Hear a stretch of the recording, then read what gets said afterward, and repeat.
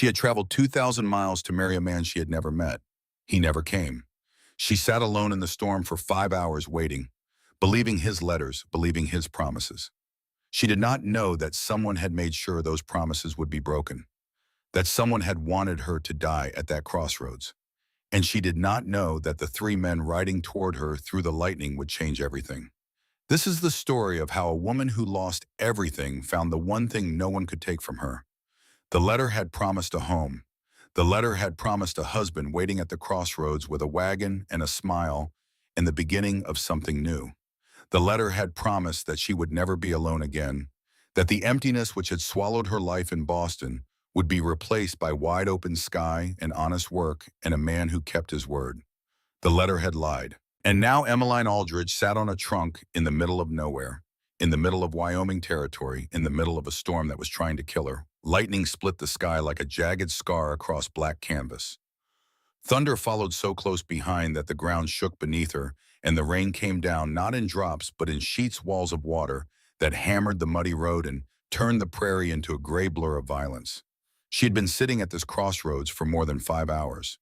Her navy blue traveling dress, once fine with lace at the collar and stitching her mother would have approved of, was now plastered against her shivering body like a second skin.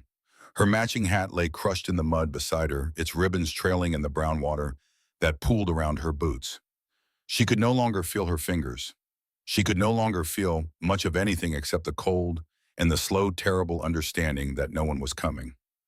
Harlan Prescott was not coming. The stagecoach driver had told her he could not wait. He had a schedule to keep towns to reach before nightfall. She had stood on the muddy road and told him with perfect composure that surely Mr. Prescott was merely delayed, that his letters had promised he was a man of his word, that she would wait. The driver had looked at her with something between pity and impatience, tipped his hat, and driven away. That was 5 hours ago. Now the storm was worsening, and Emmy sat on everything she owned in this world, one trunk, and she knew with the quiet clarity that comes to people in desperate circumstances that if she stayed here through the night, she would die. The Powder River country of Wyoming did not forgive mistakes. It did not care about broken promises or shattered hopes, or young women from Boston who had been foolish enough to trust words written on paper by a man they had never met. She had cried. She was not ashamed of that. She had cried until the rain washed the tears from her face and made them indistinguishable from the storm itself. But the crying was done now, and what remained was something harder and more stubborn than grief. It was hope. Battered, bruised, irrational hope that refused to die even when everything told it that dying was the sensible choice. That was when she heard the horses. 3 riders emerged from the curtain of rain like apparitions. Large men on large horses, hunched against the weather, moving fast. The one in front was the biggest. He sat his horse with the authority of a man who had spent his life in the saddle, shoulders broad enough to fill a doorway, a battered hat pulled low against the rain. Beside him rode a second man leaner who was shouting something about a creek rising too fast. Behind them both a third man guided a pack horse loaded with fence tools and wire. The lead rider pulled his horse to a stop when he saw her. Rain streamed down his face. He had amber eyes, sharp and assessing, and a jaw that looked like it had been carved from the same stone as the mountains behind him. He stared at her for a long moment, and she saw something pass across his expression that was not pity exactly, but something closer to recognition, as if he understood without being told exactly how she had ended up here. "Ma'am," his voice carried over the thunder like it was accustomed to competing with storms. "You hurt?" Emmy looked up at him, and her voice came out barely above a whisper. "He didn't come. The man I was supposed to marry. He never came." The rain hammered down around them, and for a moment no one moved. Before we go on, if you are new here, hit subscribe. I share New Frontiers stories every week, and drop a comment below. "Where are you listening from tonight?" The 3 brothers exchanged a look. It was the kind of wordless communication that only comes from a lifetime of shared hardship, a language written in glances and small gestures that needed no translation. The lead rider's jaw tightened. The lean one's easy smile disappeared entirely. The youngest dismounted without being asked, already pulling a blanket from the pack horse. They knew what this was. A mail-order bride abandoned at the crossroads. They had heard stories of such things. Men who advertised for wives and then got cold feet, or found someone better, or simply decided that the woman who arrived did not match the fantasy they had constructed from letters and loneliness. But hearing stories and seeing the reality were different things. The reality was a young woman soaked to the bone, shaking in a summer storm with no shelter for 10 miles in any direction, and night coming fast. "Can you stand?" the lead writer called. Emmy nodded and rose on legs that had gone numb hours ago. She was smaller than she had seemed sitting down. Barely 5'3", slender with delicate features that belonged in a Boston drawing room, not a Wyoming crossroads. But she stood. She did not ask for help standing. She did not need to be told that her situation was dire. She simply stood and waited to see what these strangers would do. The youngest brother had already lifted her trunk. It was lighter than he expected, and something about that fact, how little she possessed, made the anger in his chest burn hotter. He secured it to the pack horse without a word. The lean brother offered his own horse to Emmy, dismounting with the practiced courtesy of a man who knew how to handle both animals and people. "Can you ride, miss? I rode in Central Park once, with a proper saddle." Despite everything, the lean one almost smiled. "This ain't Central Park." Her name was Emmeline Aldridge. She told them this through chattering teeth as they rode, and later she would tell them more, but for now the storm demanded all of their attention. The lead rider took point, cutting a path through the wind and rain with the certainty of a man who knew every creek crossing and lightning strike zone in the territory. Emmy rode the lean brother's horse with the youngest brother beside her, his massive frame positioned to block the worst of the wind.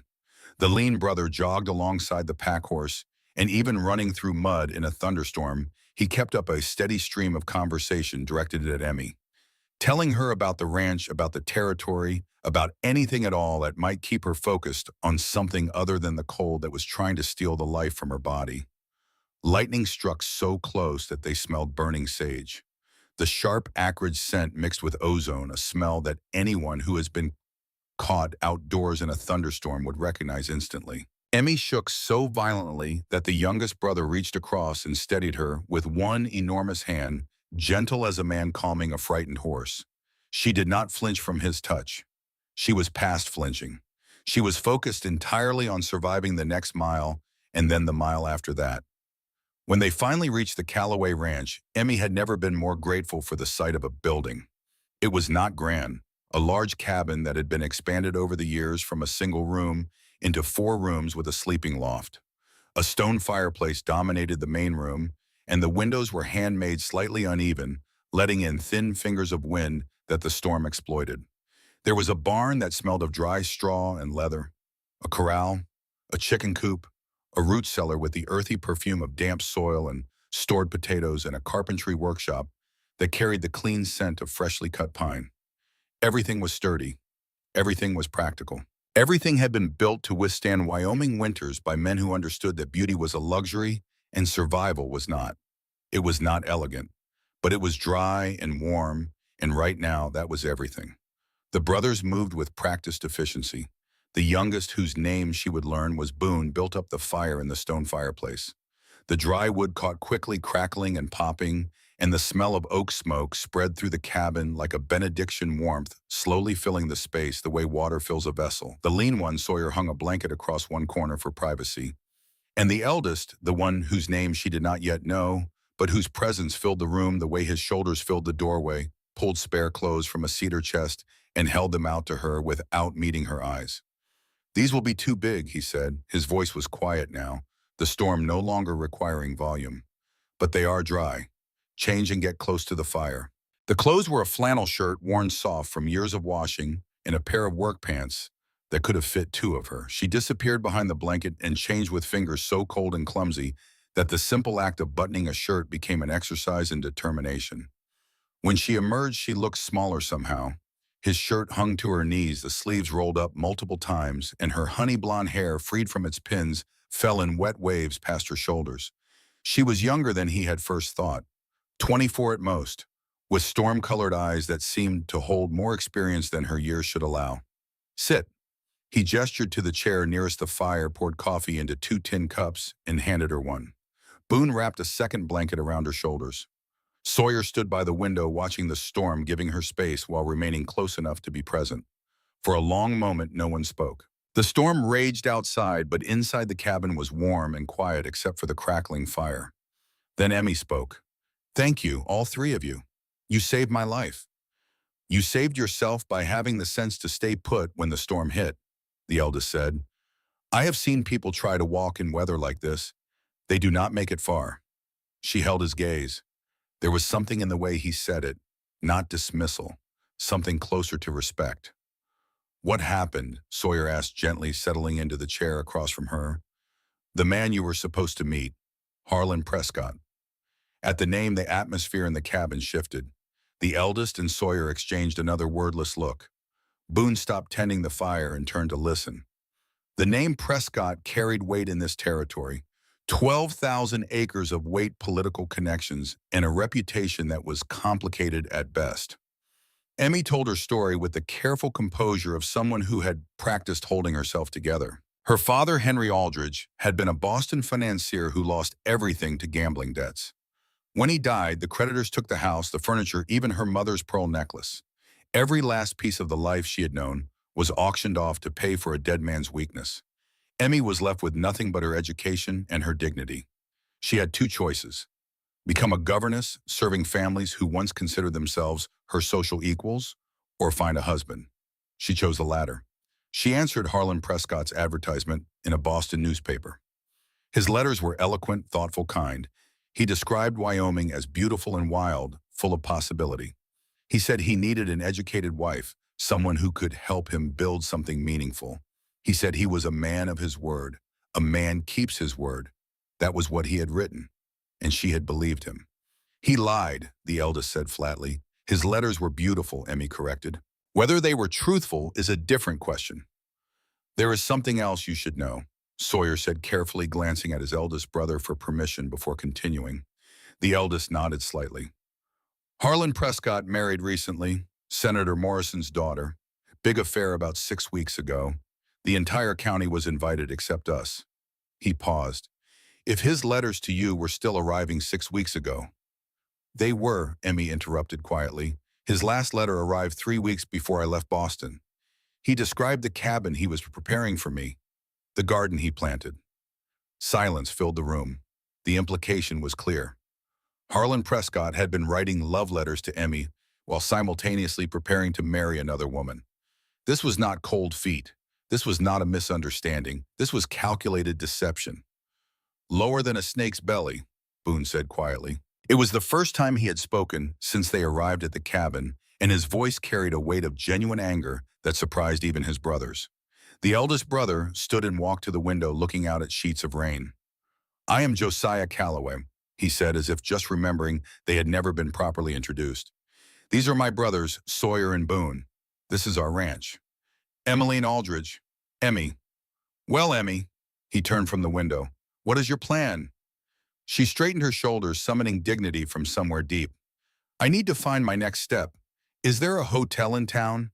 A boarding house?" "Copper Bend is 15 miles east. Has both. Mrs. Whitfield runs the boarding house. Good woman. But nothing is open tonight. Not in this storm." "You will stay here until morning," Josiah said. It was not a question, and it was not open for debate. "We have 4 rooms.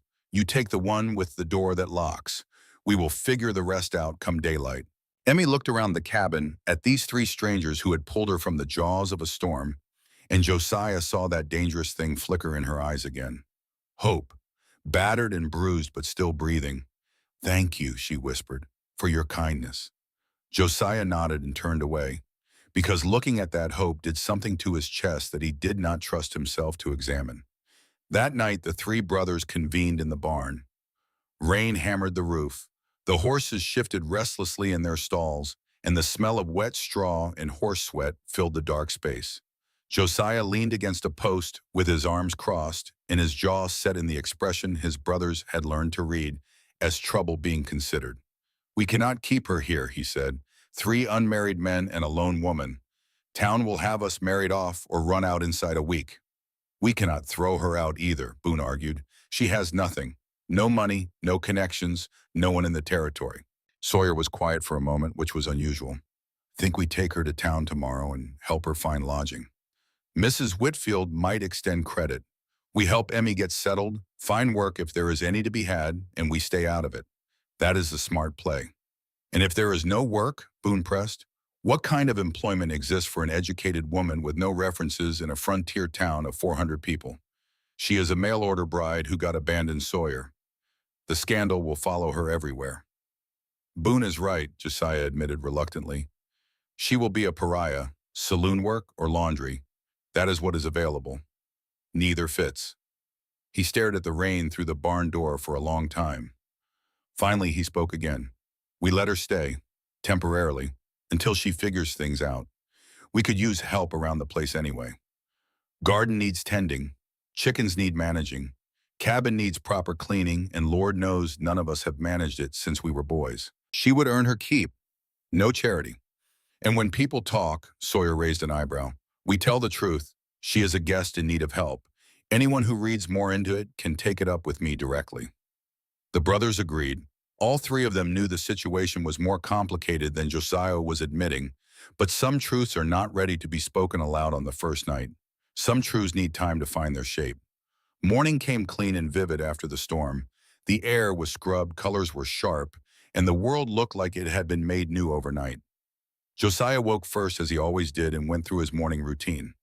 Feeding horses, the sound of their greeting knickers and the rustle of grain in the feed bucket. Milking the cow, the rhythmic hiss of milk hitting the tin pail, the warm animal smell.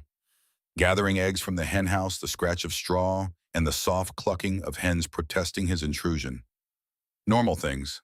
Except nothing felt normal knowing Emmy was in his cabin, probably waking up to wonder what came next.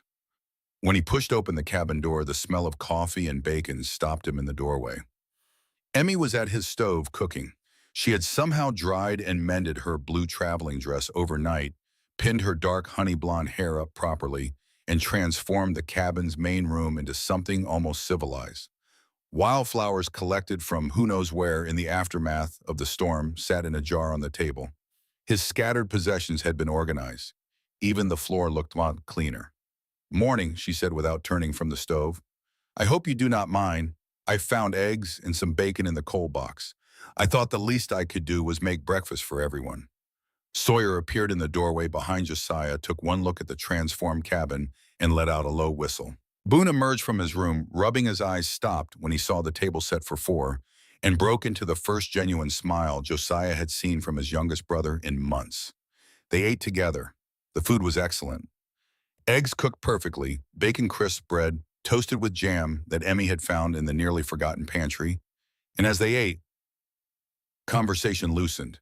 The brothers told her about their parents dying in the blizzard of '71, about Josiah taking over at 18, about the years of work that turned a small homestead into 2,000 acres of respectable ranch land. Sawyer told the lighter stories. Boone filled in the emotional details. Josiah mostly listened, watching Emmy's reactions, cataloging everything. The eating was different too. Not just the taste, though, that was remarkable enough. It was the ritual of it. 4 people sitting at a table together, passing salt refilling, coffee, the clink of forks against tin plates. The Calloway brothers had eaten standing up for years, shoveling food into their mouths between chores, treating meals as interruptions to work rather than moments of rest. Emmy changed that without saying a word about it. She set the table. She sat down. She waited for everyone to be seated before eating. And something about that simple act of civilization of treating a meal as something shared rather than consumed shifted the atmosphere of the entire cabin. Josiah noticed it but did not comment. He was not a man who commented on things he noticed. He simply filed them away the way he filed away weather patterns and fence line weaknesses, and the subtle signs that told him whether a horse was sound or favoring a leg. Emmy Aldridge was competent. Emmy Aldridge was observant. Emmy Aldridge had turned his cabin into something that felt uncomfortably close to a home, and he was not sure what to do with that information. On the third morning, Emmy discovered that the Calloway brothers had been eating the same rotating meal for what appeared to be months. Boiled beans, salt pork, and hard bread. The pantry held basics but was utterly devoid of variety. Food is fuel, Josiah said when she asked about it. Does not need to be fancy. Food is sustenance and community and comfort, Emmy corrected gently. And with a little effort, it can be all three without costing a penny more. She took over meal preparation entirely, and the transformation was immediate. Using the same basic supplies, flour, lard, salt, sugar, eggs, whatever meat and vegetables were available, she produced meals that stopped the brothers in the middle of conversation. A simple stew became something memorable when she added wild herbs gathered from the prairie. The fragrance of wild thyme blending with beef broth created a scent that the barn and the fields had not known since their mother was alive. Bread became a revelation when she created a sourdough starter from flour and water left on the windowsill, its yeasty perfume greeting them every morning. My mother insisted I learn, Emmy told Boone one morning when he asked his plate scraped clean for the second time. She said you could judge a person's character by the patience they had with rising dough. The days settled into rhythm. Josiah handled the heavy ranch work, plowing fields, mending fences, managing livestock. The ring of his hammer carried across the morning, steady as a heartbeat. Sawyer managed the horses and ran business in town, his easy charm, opening doors that Josiah's silence could not. Boone built and repaired everything his carpentry, precise enough to be called art, and he nursed sick cattle with hands that were somehow both enormous and gentle.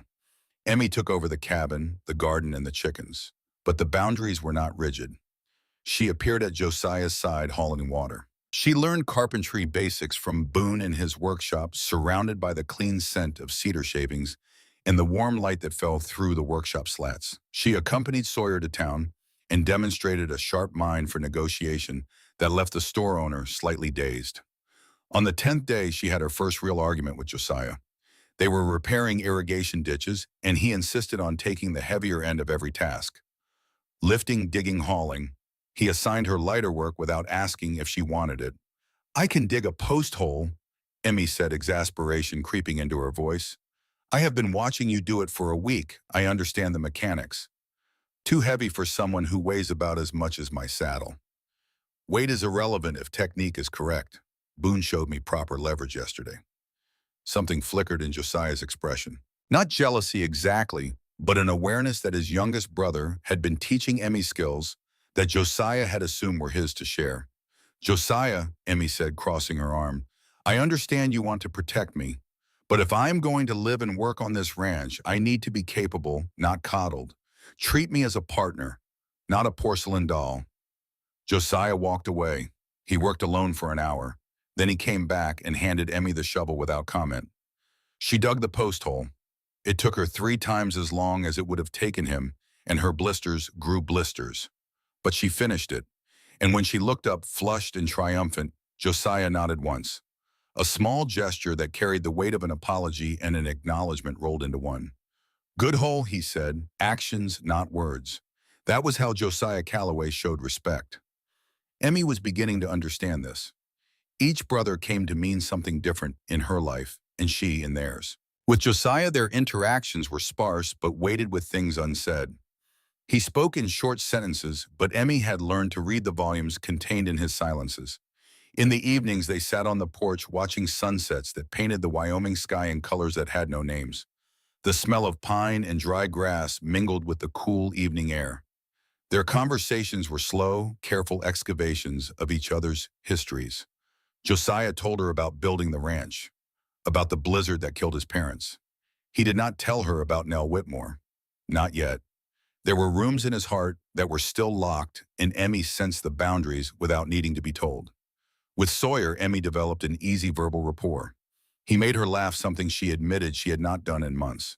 He taught her to read weather signs to identify approaching storms by the smell of the air and the behavior of birds. Walking along the property boundary one afternoon, Sawyer gave her information she would later realize was a warning disguised as conversation. "Those mountains to the northwest," he said, gesturing with his hat. "Snowmelt comes from there, feeds every creek in the valley. Water has always been enough for us and the neighbors both." He paused and something shifted in his easy expression. "Thing about ranching is everything is connected. Water feeds grass, grass feeds cattle, cattle feed families. Pull one thread and the whole thing unravels." Emmy filed this away, another thread in the tapestry she was weaving, trying to understand the Calloway world and all its hidden tensions. With Boone, the youngest brother, became her confidant. They shared a love of reading and quiet observation. Boone showed her his workshop where he carved wooden figures with surprising artistry. The scent of plain cedar, the afternoon light filtering through gaps in the wood, the peaceful scratch of his carving knife against grain. Emmy told Boone things she had not told anyone else, about her father's death, about the humiliation of the auction strangers pawing through her mother's china, about the loneliness of the train journey west, 6 days of watching the country change outside the window, wondering if she was riding towards salvation or disaster. Boone listened without judgment. When she finished, he was quiet for a while. Then he said something that settled into her chest like a stone dropped into still water. My brothers will not say this because they are both too proud and too stubborn. But having you here has changed things. The cabin feels different, warmer. Not just the food or the cleaning. It is like the house remembered what it is supposed to feel like. He looked at her with those deep blue-gray eyes, like a home. This is where you belong. That was what his words meant, even if he did not say them exactly. On the 15th day, the equilibrium shifted. Emmy spoke up during breakfast. I have been thinking about Mr. Prescott. Josiah's coffee cup paused halfway to his mouth. They had not discussed Harlan Prescott since that first morning. I want to know why he did not come. I deserve an explanation. Josiah wanted to refuse. Something about the Prescott situation had been gnawing at him. Not just the abandonment itself, but details that did not add up. Prescott's letters were still arriving 3 weeks before Emmy left Boston. The timing of his marriage to the senator's daughter. The calculated cruelty of leaving a woman stranded without resources, without a telegram, without a word of warning. None of it was accidental. Josiah could feel it the way he could feel a storm building on the horizon, a pressure in the air that had not yet broken. All right, he said, I will take you tomorrow. I am coming too, Sawyer said immediately. And me, Boone added. Emmy looked at the three of them. 3 large, capable men volunteering to ride 10 miles as her escort. Something softened in her expression, and for just a moment, the composure cracked enough for Josiah to see the frightened girl beneath the dignified woman. The ride to the Prescott Ranch revealed territory the Callaways rarely visited. The spread was staggering. Thousands of acres of prime grazing land rolled out beneath a sky so blue it hurt to look at. The ranch house was large by frontier standards, with real glass windows that caught the sunlight and a wraparound porch that spoke of leisure rather than labor.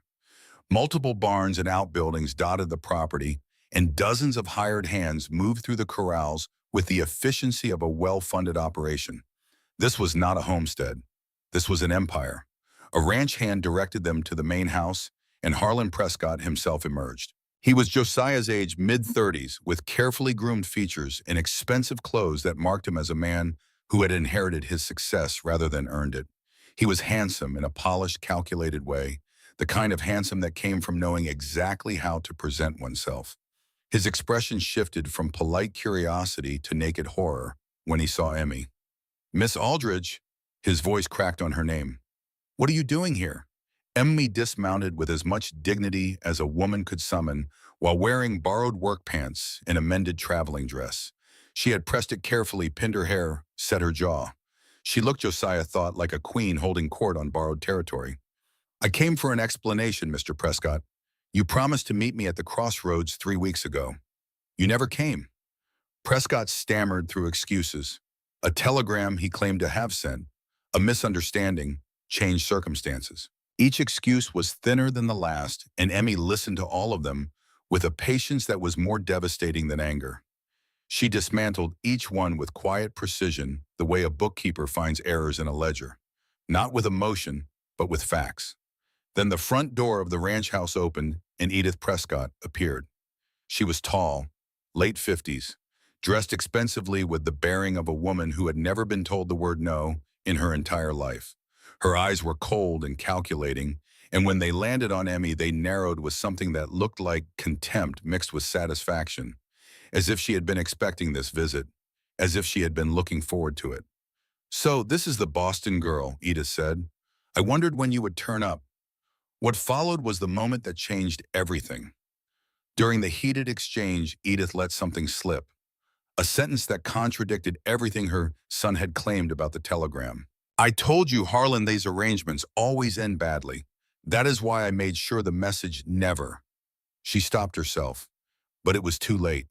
The brothers heard it, Emmy heard it, and the truth that had been hiding beneath the surface of Harlan Prescott's fumbled excuses rose into the light like a body surfacing from deep water. Harlan had never sent a telegram. Or if he had, Edith had ensured it was never delivered.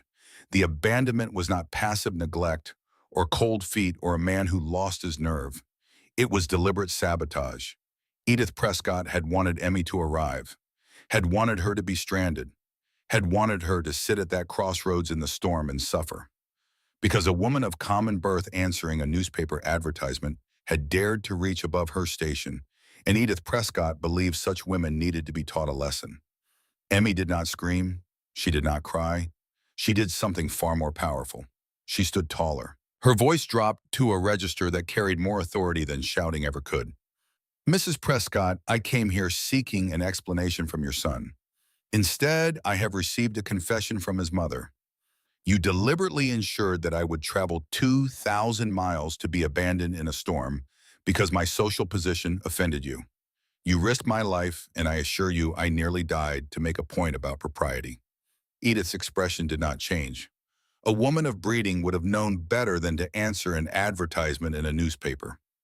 A woman of character, Emmy replied, and her voice was steady as stone, would have had the decency to reject me honestly rather than leave me to die. She turned to Harlan. And you, Mr. Prescott, you wrote those letters. Every word of kindness, every promise. Were any of them true? Harlan Prescott could not meet her eyes. His silence was its own answer. It said everything his expensive clothes and groomed features tried to hide. He was a man controlled by his mother, and his shame was written in the way his shoulders curved inward, as if trying to make himself smaller. I thought so. Emmy turned and walked back to the horses. Her posture was perfect. Her chin was high. She did not look back. The three Calloway brothers followed, and Josiah made sure to hold Harlan Prescott's gaze for a long, pointed moment before mounting his horse. He did not say a word. He did not need to.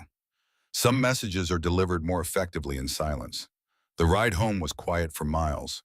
Only the sound of hooves on packed earth and the wind moving through the prairie grass. Emmy rode in front, her back straight, her face turned toward the mountains. The brothers rode behind close enough to protect far enough to give her space. Then she spoke. I was foolish, believing those letters, thinking I could build a life with a stranger based on words on paper. You were not foolish, Josiah said. He urged his horse forward until he rode beside her. You were hopeful. There is a difference. Hope nearly killed me. Hope kept you alive. Hope is what made you sit at that crossroads instead of walking off into the storm. Hope is what got you through these first weeks.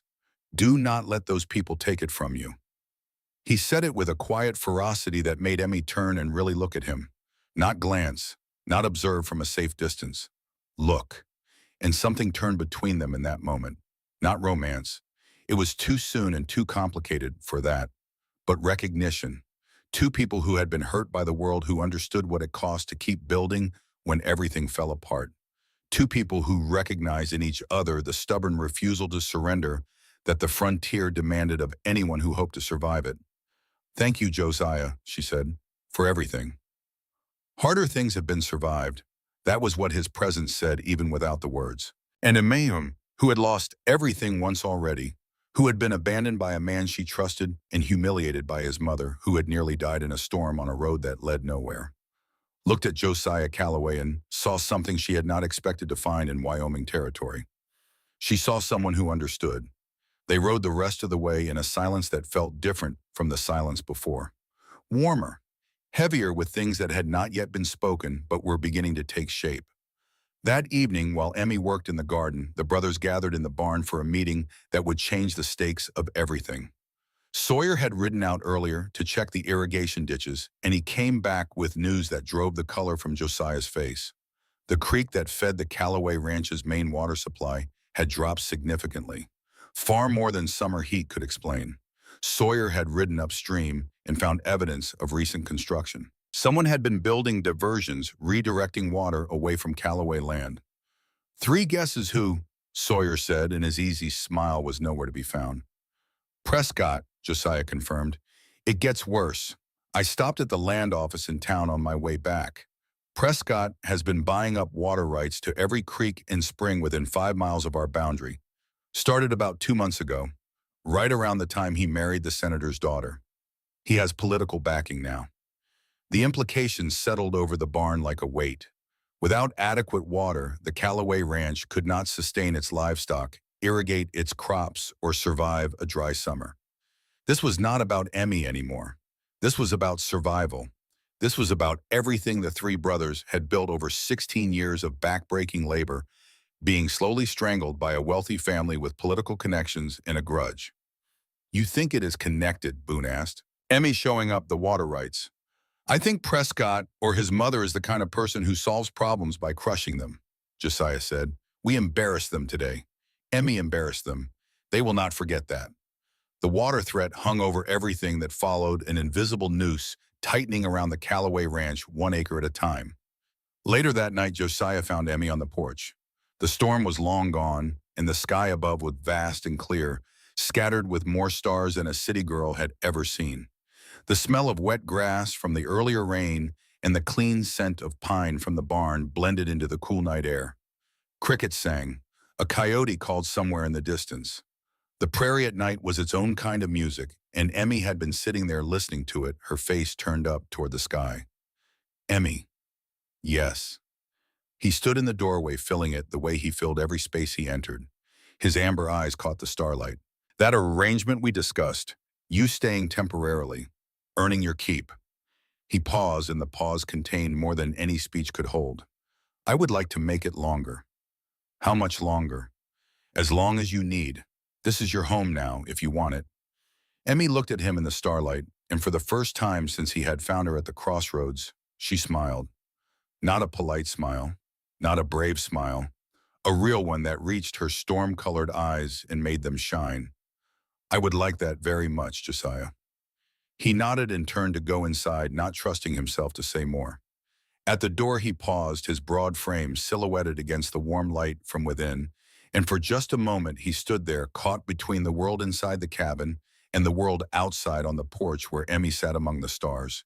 Then he stepped through and closed the door softly behind him. Behind him, Emmy sat in the starlight and allowed herself for the first time in months to believe that maybe, just maybe, the worst was behind her. The prairie stretched out before her, vast and dark and infinite, and somewhere in that darkness a coyote sang its lonesome song to the moon.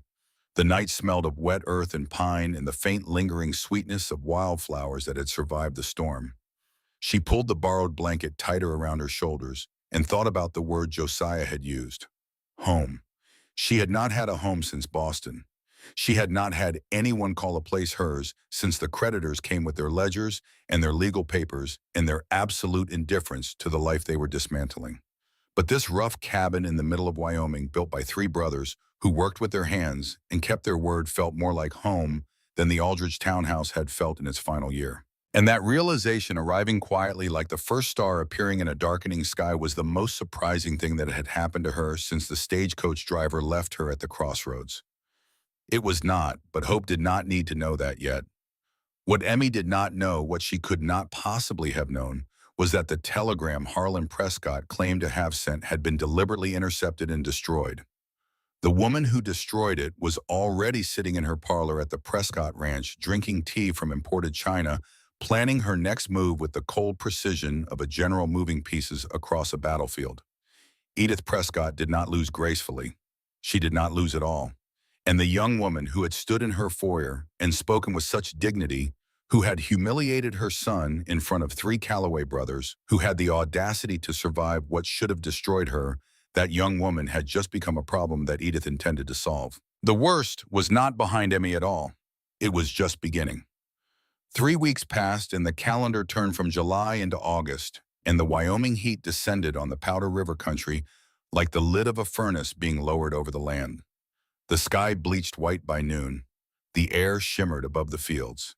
Even the horses stood still in the shade of the barn, conserving energy, waiting for the cool of evening before they moved. But Emmy Aldridge did not wait for cool evenings. She did not wait for anything.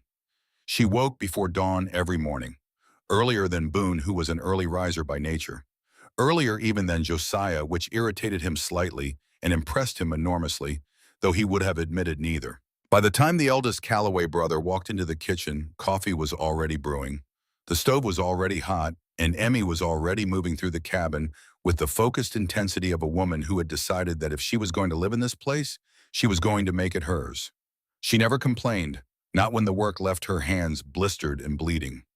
Not when the August sun burned her fair skin until it peeled and burned again.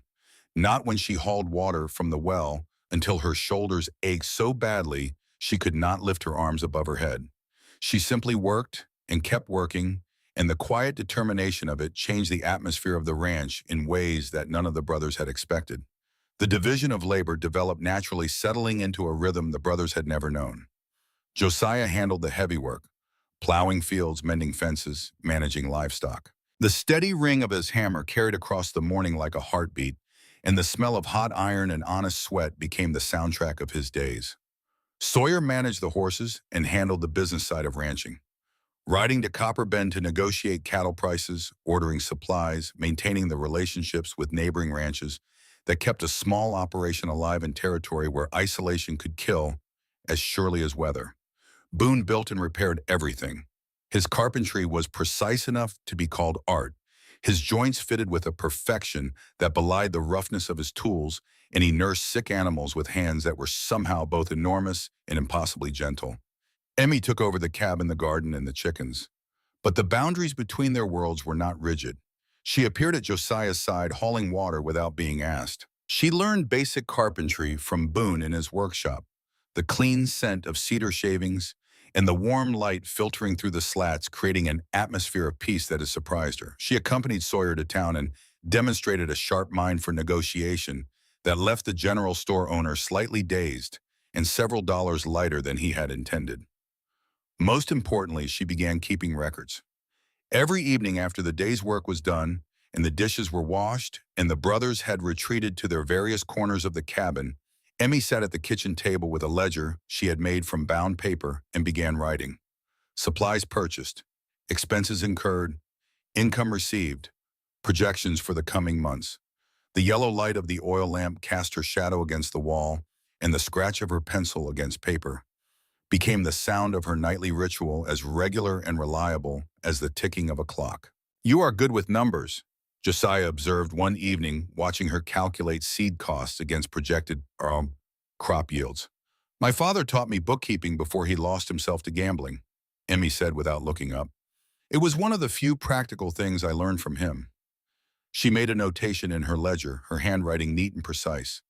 "Josiah, we could increase profits significantly if we expanded the chicken operation. Eggs sell well in Copper Bend, and we have space to build a larger coop.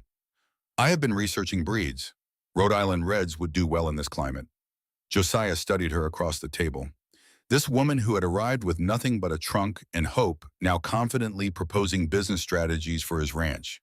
The ranch he had built with his own hands over 16 years of labor that had broken lesser men. He should have felt threatened. He should have felt patronized. Instead, he felt something unexpected. He felt seen. As if Emmy had looked at his operation not with the eyes of a stranger passing judgment, but with the eyes of a partner assessing shared ground. "That is your project then," he said. "Whatever you need, I will make it happen." Emmy looked up surprised. "You are giving me control over part of the operation. This ranch is yours too now. You should have a say in how it runs." Something changed in Emmy's expression. Recognition that she was not merely tolerated here, not a guest overstaying her welcome, but a genuine partner whose voice carried weight. She threw herself into the chicken project with characteristic intensity. Within weeks, the expanded coop was built, Boone's carpentry and Emmy's design working in tandem. Quality birds were purchased, Sawyer's negotiation skills, securing a fair price from a breeder 3 towns over. And egg production tripled. The extra income was not transformative, but it was Emmy's, her contribution. Proof that she could create value without anyone's charity. You earned every bit of this life. That was the truth of it, even if no one said the words aloud. But the summer of 1887 brought more than heat to the Callaway Ranch. The water situation was getting worse. The creek that fed the ranch's main supply had dropped to a trickle, barely enough to keep the livestock alive, nowhere near enough to irrigate the crops that should have been thriving in the August heat. Tomatoes shriveled on the vine. Beans dried before they could be picked. The corn turned yellow weeks too early, its leaves curling inward like hands closing into fists. Sawyer made 3 more reconnaissance trips upstream and confirmed what the brothers had feared. The Prescott Ranch had constructed illegal diversions on 3 separate waterways, earthen dams, and wooden channels that redirected the natural flow of water away from Callaway land and into a massive new reservoir on Prescott property. The water that should have nourished their crops and sustained their cattle was being systematically stolen. The brothers held a meeting in the barn out of Emmy's hearing, not because they did not trust her, but because they did not want to add to her burdens. "We could go to the sheriff," Boone suggested. "Sheriff Bennington is a fair man," Sawyer agreed. "But Prescott has political backing now, son-in-law of Senator Morrison. The sheriff might be fair, but the judge appointed by the senator might not be." "Then we fight it ourselves," Boone said. "We document everything," Josiah said. His voice was calm and measured the voice of a man who had learned long ago that anger was a luxury that working men could not afford. "Every diversion, every reduced flow, every crop that fails because the water is not there. We build a case and we wait for the right moment. A man keeps his word." And Josiah Callaway's words, spoken in the dim light of the barn with his brothers listening, was that the Prescotts would answer for what they had done. Not today, Josiah in haste. But inevitably, Emmy, of course, noticed the water situation. She noticed everything. One morning while she and Josiah worked side by side repairing irrigation lines, her hands gripping the hose, sweat dampening her forehead, dirt caked on her borrowed work pants, she spoke up. "The creek should not be this low in August, not with the rain we had in July." Josiah hesitated. He had been trying to shield her from this particular battle, partly to protect her, and partly because her connection to Harlan Prescott complicated everything. But Emmy's steady gaze told him that concealment was futile. She was not a woman who could be kept in the dark, and pretending otherwise would insult the intelligence he had come to respect. He told her everything. The diversions, the water rights purchases, the political connections that made legal recourse uncertain. Her reaction was not fear, it was anger. Cold, precise, disciplined anger. The kind of anger that comes from a woman raised in the house of a Boston financier, a woman who understood numbers and contracts and the ways that powerful people use legal instruments as weapons. It was the anger of someone who had watched her own father destroyed by financial manipulation and who recognized the tactics being used against the Callaways because she had seen them before in different hands aimed at different targets, but identical in their ruthlessness. "Show me the land records," she said. "All of them. Property filings, water rights, everything you have." Josiah studied her for a moment. The woman standing before him in a dirt-stained apron, her honey blonde hair escaping from its pins, her hands rough from weeks of ranch work, bore almost no resemblance to the shivering girl he had pulled from the storm. Something had happened to Emmy Aldrich in the weeks since that night. Something had hardened in her without making her hard. She had found a core of steel inside herself that Boston had never demanded and Wyoming had forged. "All right," he said, "I will get you everything." Over the next week, Emmy transformed the kitchen table into a research headquarters. Stacks of papers grew around her like small cities. Maps of the territory covered the surface, weighted down at the corners with coffee cups and salt shakers. She sent Sawyer to the county recorder's office for copies of every land transaction involving the Prescott family in the previous 2 years. She borrowed legal reference books from Reverend Harding's personal library, and the old minister loaned them gladly, sensing perhaps that the knowledge in them was about to serve the cause of justice. She worked by lamplight long after the brothers had gone to bed, the oil lamp casting its yellow glow across the pages while the cabin settled into nighttime silence around her. Cross-referencing deeds, mapping waterways with a precision that would have impressed a cartographer, building a paper trail with the meticulous care of a woman who understood that the difference between winning and losing a fight against wealthy opponents often came down to the quality of the evidence. On the 7th day, she found it. Josiah. She caught him as he came in from the fields, sweat-soaked and exhausted, the smell of earth and labor clinging to him. "I found something. The water rights Prescott purchased. 3 of them are filed incorrectly. The legal descriptions do not match the actual waterways. Either it is incompetence or someone deliberately falsified the filings to obscure what was really being purchased." "What does that mean?" "It means that if we can prove the discrepancies, those purchases might be invalid.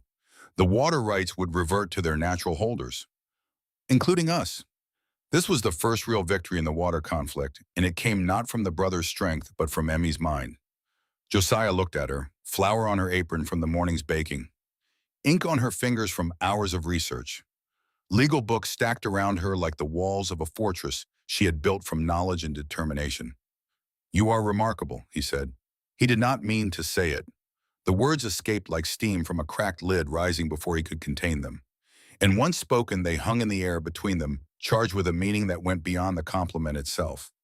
Emmy blinked, caught off guard. Color rose to her cheeks, the first genuine flush of pleasure he had seen from her since the night he found her in the storm. "I am thorough," she corrected. "It is different, not from where I am standing." The moment hung between them, electric, with something neither was ready to name. Then Boone crashed through the door, needing help with a sick calf, and the moment dissolved. But it did not disappear. It sank into the foundation of whatever was building between them, another stone laid in a structure whose shape they could not yet see, but both could feel taking form. He had called her remarkable, and the truth of it changed something in both of them that could not be unchanged. Late August brought a visitor to the Callaway Ranch that changed the stakes of everything. Agnes Whitfield arrived in a wagon, a woman in her 50s with sharp eyes that missed nothing and a tongue that did not bother with diplomacy when directness would serve. She ran the boarding house in Copper Bend, and she was the closest thing the town had to a social authority. When Agnes Whitfield approved of something, the town approved. When she disapproved, people listened. She brought jars of preserves as a gift, but her real purpose was a warning. "The whole town is talking boys," she said, accepting coffee with the practiced ease of a woman who had been accepting coffee in frontier kitchens for 30 years. "3 bachelor brothers and a beautiful young woman under one roof. I have defended your honor a dozen times, but even I am running out of arguments." "People should mind their own business," Josiah said. "People should, but they do not, especially when Edith Prescott is feeding the gossip mill." Agnes set down her cup and looked at Josiah with the unflinching directness of a woman who had survived frontier life by never pretending things were other than they were. "She is telling everyone that your house guest is really something worse. I will not repeat the words she used, but it is damaging the girl's reputation and it is damaging yours." After Agnes departed, the brothers held the most serious barn conference they had ever conducted. The horses shifted in their stalls, sensing the tension. The smell of hay and leather filled the darkness. Rain had begun again, light this time, a gentle drumming on the barn roof that seemed to mark time passing. "She is right," Sawyer said. His easy manner was gone, replaced by the sharpness he usually kept hidden beneath his charm. "The gossip is getting worse. Last time I was in town, Jake Morrison at the general store asked me point blank which brother was keeping Emmy. I nearly broke his jaw. Only reason I did not is because it would have proven his point. And Edith Prescott is stoking it deliberately," Boone added. "I heard from the blacksmith that she is telling people Emmy was already married in Boston and abandoned her husband. Pure fabrication, but the kind of lie that sticks because people want to believe it." Josiah leaned against the post, arms crossed. He said nothing, but his jaw was set in the way his brothers had learned to read, the way that said he was calculating, weighing, preparing to make a decision he would not enjoy but would not avoid. "The solution is obvious," Boone said quietly. Both older brothers turned to look at him. "One of you marries her." The silence that followed was so deep they could hear the horses breathing. "It is practical," Boone continued, unflinching under the weight of his brother's stares. "A married woman living on her husband's ranch is respectable. An unmarried woman living with 3 bachelor brothers is scandal. We all know which brother it should be." Sawyer slowly turned to Josiah. Josiah stared at the barn wall, his jaw clenched so tight the muscles in his neck stood out like cords. "Do not look at me like that," Josiah said. "You are the eldest," Sawyer said carefully. "It makes the most sense. She is not a broodmare to be assigned. No, she is a woman who deserves protection, stability, and respect. All of which you can offer. All of which you already offer, whether you have noticed or not." "This is insane. I barely know her." "You know enough," Boone said, and his quiet voice carried the weight of absolute certainty. "You know she works hard and keeps her word and makes coffee that could raise the dead. She knows you are honest and capable and stubborn as a mule. That is more than most marriages start with." Josiah spent the night in the barn, unable to sleep, unable to think about anything except the absurdity and the inevitability of what his brothers were proposing. Marriage. To a woman he had known for 6 weeks. A woman who had come to Wyoming to marry another man.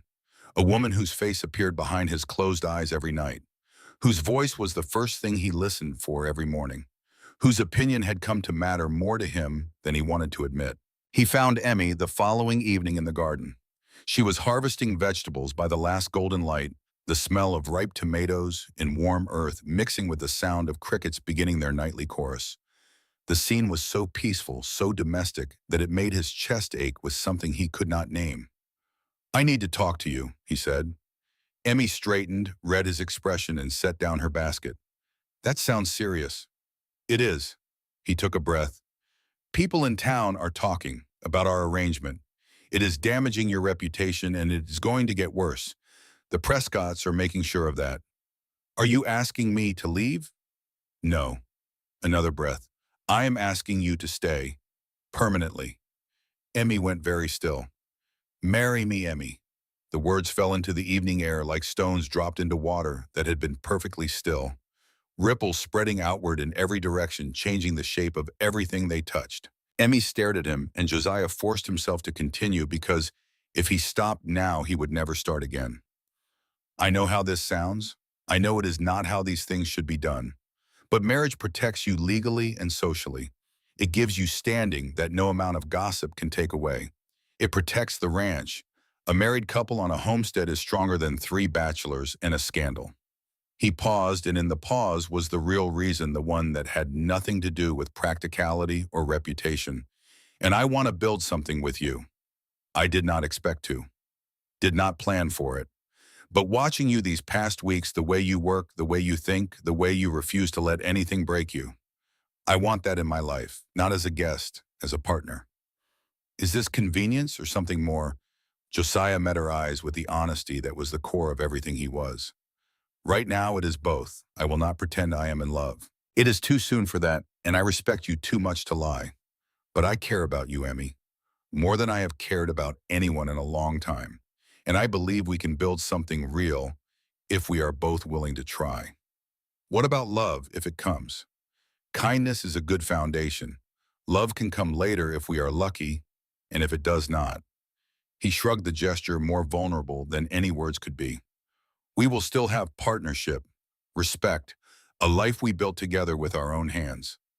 Emmy was quiet for a long time. The sun dropped behind the mountains, painting the sky in colors that had no names. Gold and rose and violet reflected on the surface of the creek that ran thin and weak through Callaway land. Somewhere a meadowlark sang its evening song, and the sound was so pure and lonely that it seemed to speak for both of them. "Can I think about it?" "Take all the time you need." She gave her answer 3 days later. It came at dawn while they worked side by side fixing a stubborn fence post. Sweat mixed with dust. Blistered hands gripped rough wood. The morning smelled of steam and earth and the particular sweetness of Wyoming air before the heat of the day settled in. "Yes," Josiah looked up from the post hole he was digging. Dirt on his hands, sweat on his forehead. The morning light catching the amber in his eyes. "Yes, what?" "Yes, I will marry you, Josiah Calloway, if the offer still stands." "It stands." They looked at each other over the broken fence, both covered in dirt, both breathing hard from the work, and the moment stretched between them like a wire pulled taut. The prairie wind moved through the grass around them. A hawk circled overhead, riding the thermals. Somewhere in the distance, Boone's hammer rang against wood, steady and sure. And something passed between Josiah and Emmy, in that look that was too new to be called love, but too real to be called anything less than its beginning. It was the recognition of 2 people who had chosen each other, not because they had no other options, but because the option standing in front of them, dirt-covered and sweat-stained and imperfect, was the one that felt most like truth. The 4 weeks of engagement that followed became the vehicle for something neither of them had expected. Not just preparation for a wedding, but the slow, careful, deliberate work of learning another person. And in that learning, both Josiah and Emmy discovered things about themselves that solitude had hidden. They rode to Copper Bend together, all 4 of them, because the Calloway brothers did everything together. Reverend Harding listened to their story without judgment. He was a practical man in his 60s who had seen frontier life in all its complexity, and his questions were direct. "You are certain about this?" he asked Emmy. "Marriage is a serious commitment, especially under unusual circumstances." "Josiah has shown me more integrity and kindness than anyone I have ever known," Emmy said. "That is a foundation I can trust." A man keeps his word. That was what she meant, even if she used different words. And the contrast between Josiah's quiet steadfastness and Harlan Prescott's elaborate deception was not lost on anyone in the room. Reverend Harding turned to Josiah. "And you?" "I gave my word. I do not break it." Each brother prepared for the wedding in a way that revealed his character as clearly as a portrait reveals a face. Boone threw himself into expanding the cabin, framing out a proper bedroom with a real door that locked. He worked with quiet intensity, planing boards, smooth-fitting joints with the precision of a man who expressed love through the things he built. The smell of freshly cut pine and linseed oil filled the air around the cabin for days. And when Emmy watched him work, she understood that this was Boone's language of devotion. He could not speak it in words the way Sawyer could. He could not demonstrate it through steady presence the way Josiah did. But he could build a room with walls that would keep out the cold and a door that would give her privacy and dignity, and in that building was more tenderness than any speech could contain. "You could be a master carpenter," Emmy told him one afternoon, watching him fit a door frame with such precision that not a sliver of light showed through the seam. "I am a master carpenter," Boone replied, and the flash of pride in his eyes was the first she had seen from the youngest Calloway. "I just happen to also be a rancher." Sawyer took on a different role. He rode to town 3 times in a single week, arranging details with Reverend Harding, commissioning a simple gold ring from a traveling jeweler who passed through Copper Bend once a month, and managing the social landscape with the diplomatic skill that was his particular gift. He ensured that enough friendly faces would attend the wedding to offset any hostility, called in favors, smooth feathers, and generally performed the kind of invisible labor that made community life possible. "You are doing all of this for us?" Emmy asked him one evening, genuinely moved. "I am doing it for the family," Sawyer said. Then more quietly, with a sincerity that cut through his usual easy charm like a blade through silk. "You are family now, Emmy. That is not something we take lightly. You are home now." That was what he meant. And Emmy, who had not had anyone claim her as family since her father died, and the Boston world turned its back, felt her eyes sting with tears she refused to shed. Emmy sewed her wedding dress by lamplight after the day's work was done. The cream-colored calico transformed under her skilled hands into something genuinely beautiful. A fitted bodice with careful tucks, a skirt that flowed naturally. Lace details she created from fabric scraps using techniques her mother had taught her in what felt like another lifetime. She worked in secret, keeping the dress hidden in her room, wanting the finished product to be a surprise. One night, well past midnight, Josiah saw lamplight glowing beneath her door. He did not knock, but in the morning he left a small bundle of wildflowers outside her room. Not the flowers Boone had placed on the table that first night, chosen with the gentle instinct of the youngest brother. These were chosen by Josiah himself deliberately, and Emmy understood the difference. She understood it the way she understood his silences and his single-word responses, and the way he showed care through action rather than declaration. Actions, not words. That was the language of Josiah Calloway, and Emmy was becoming fluent. During those 4 weeks, they learned each other in the careful, deliberate way of two people building trust from the ground up, testing each board before they put their weight on it, making sure the foundation could hold. Josiah discovered that Emmy sang while she worked. Hymns mostly, but sometimes popular songs in a clear, sweet voice that stopped him in his tracks the first time he heard it drifting from the kitchen on a Tuesday morning. He learned that she loved thunderstorms, finding beauty in the violence of weather, the way only someone who had survived the worst of it could. He learned that she read anything she could get her hands on, that she had a wicked sense of humor she kept hidden beneath her proper exterior, and that when she laughed, really laughed, the sound of it changed the temperature of the room. Emmy discovered that Josiah was quieter than he seemed, and that his silence was not emptiness, but fullness, a mind constantly working, observing, cataloging. She learned that he had carved the cabin's mantelpiece himself, a mountain scene, with two figures standing side by side that she did not yet understand the significance of. She learned that he noticed small things, the way she arranged flowers, how she took her coffee black with a half spoonful of sugar, when she was tired but would not admit it. He noticed these things and responded to them without ever drawing attention to the fact that he had noticed, and the quiet attentiveness of it was more intimate than any grand gesture could have been. She learned that he had lost more than his parents in the blizzard of 71. He had lost his childhood. Forced into adulthood at 18, responsible for two younger brothers, and a ranch that was barely surviving, he had built walls around himself so thick and so high that even his own brothers could not always see over them. One evening on the porch, with the stars beginning to appear and the smell of nightgrass and pine filling the air, Emmy asked the question that had been hovering between them for weeks. "Sawyer mentioned once that you were engaged before. What happened?" Josiah was silent for so long that she thought he would not answer. The crickets sang, a coyote called somewhere in the darkness. The night breathed around them, then he spoke. "Her name was Nell Whitmore. We courted for 2 years. I proposed. She accepted. 3 weeks before the wedding, she left.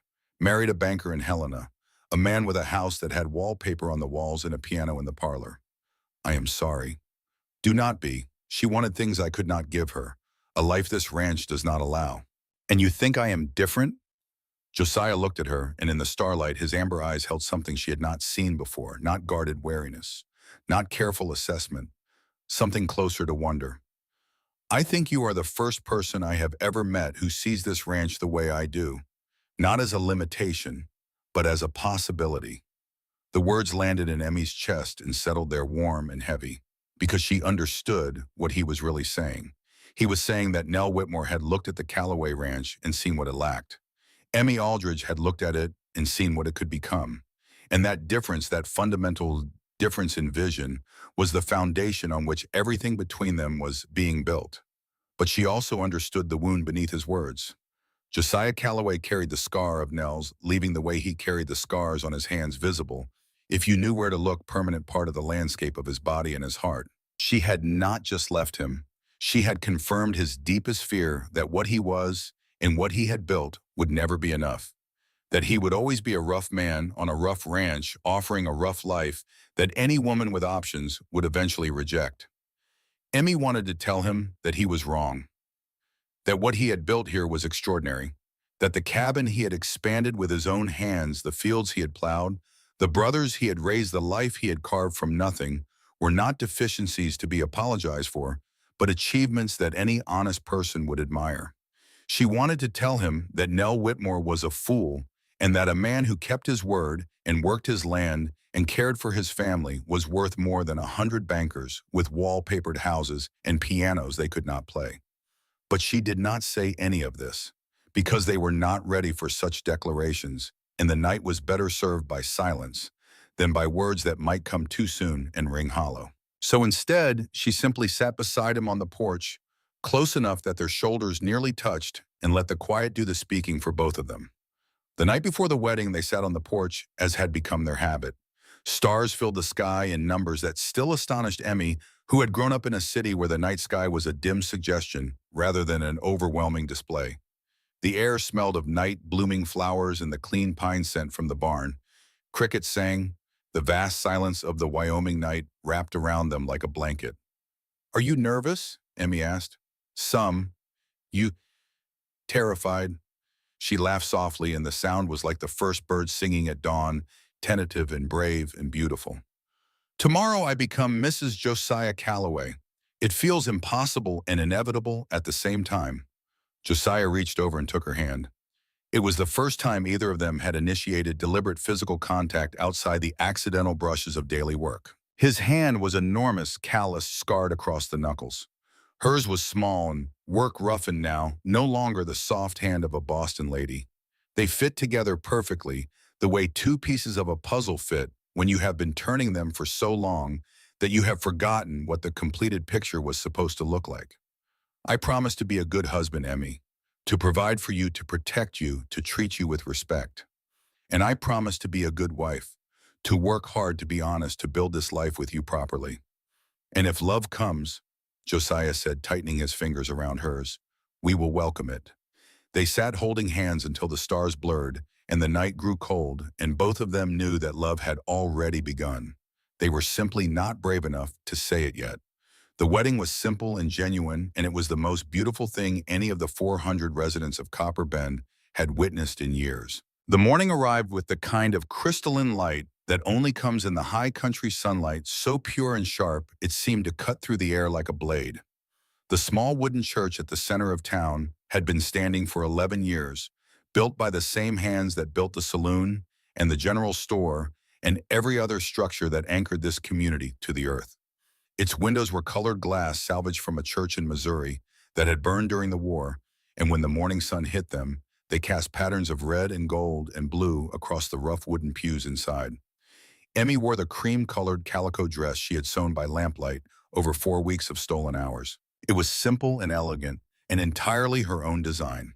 And when she walked through the doors of the church with wildflowers in her honey blonde hair, white daisies and Wyoming lavender, whose sweet scent mixed with the candle wax and old wood of the church, more than one person in the congregation drew a sharp breath.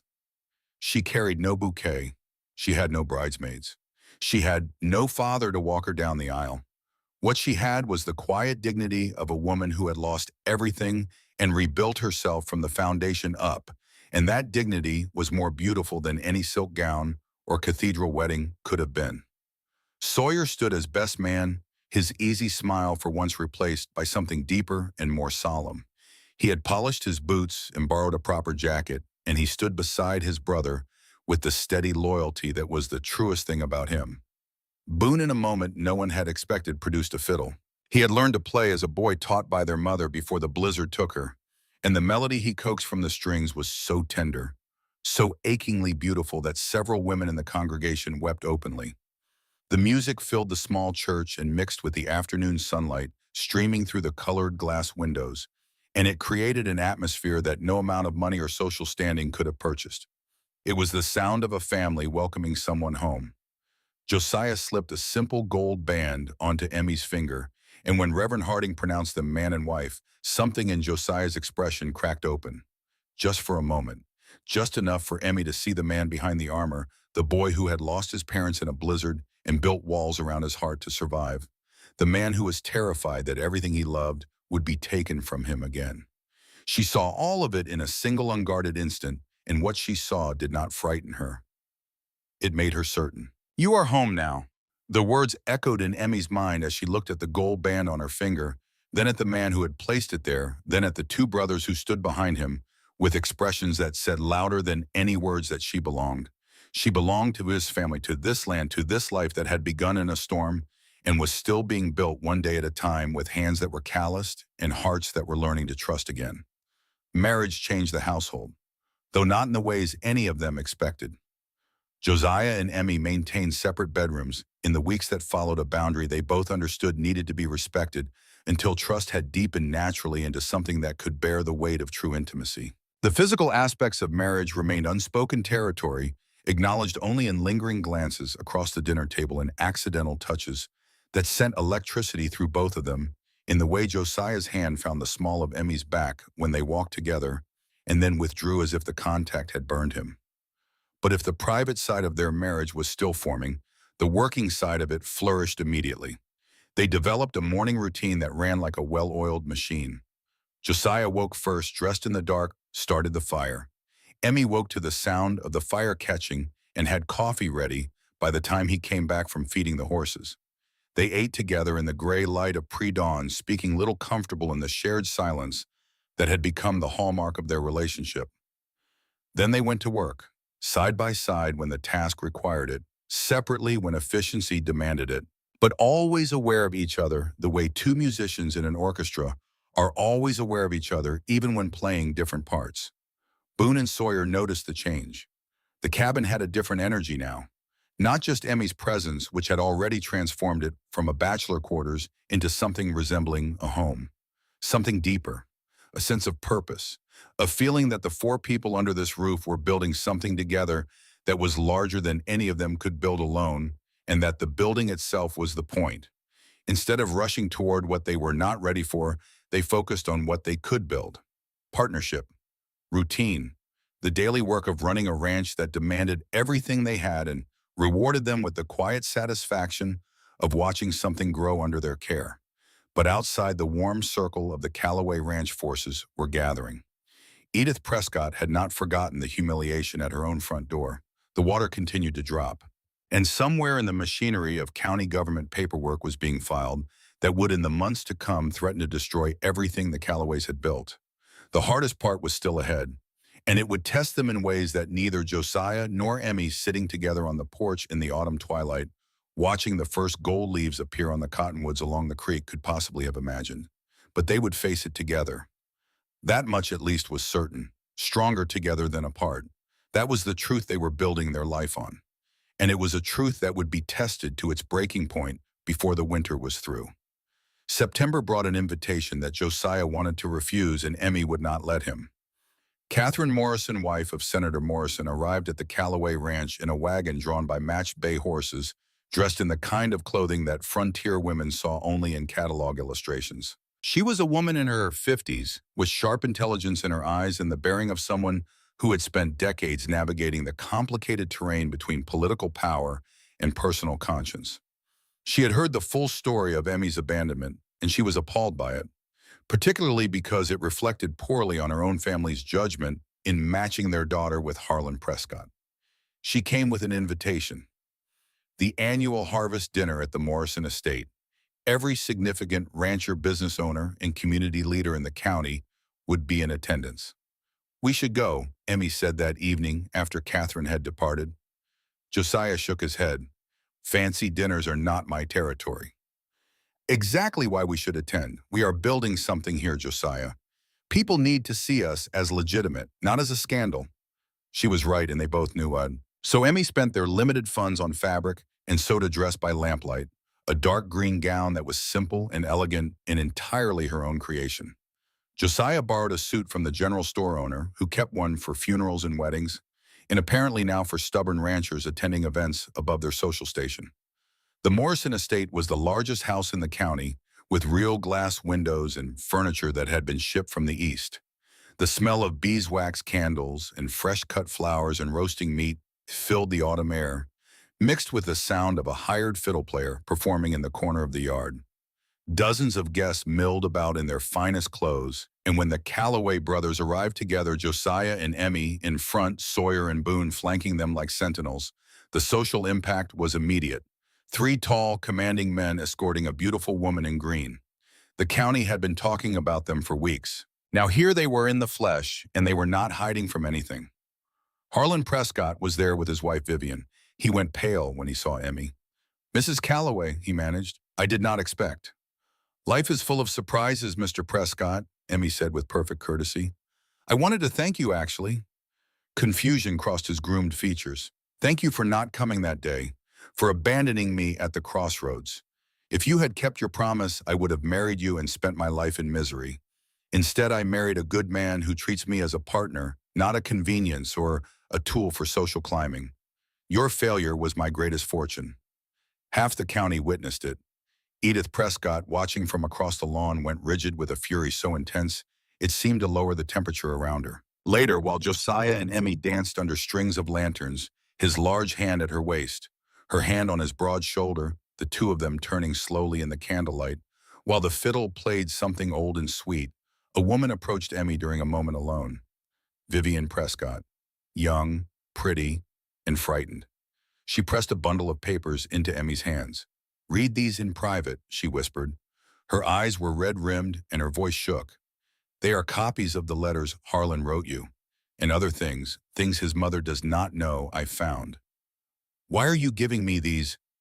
Because you deserve the truth, and because I am trapped in a marriage built on lies, and I do not want it to destroy anyone else." That night back at the ranch, Emmy read the papers by lamplight while the rest of the household slept. The letters confirmed what she already knew. Harlan's correspondence with her had been genuine, heartfelt. The words of a man who truly wanted what he had promised. But the additional documents were something else entirely. Among them was a sheriff's report from 3 years prior. The death of Harlan's father, officially ruled an accident, a fall in his own home. Case closed. Vivian had attached a note in her careful handwriting. It was not an accident. His father attacked him in a drunken rage with a knife. Harlan defended himself. His father fell and struck his head on the hearthstone. Edith was the only witness. She told the sheriff it was a fall.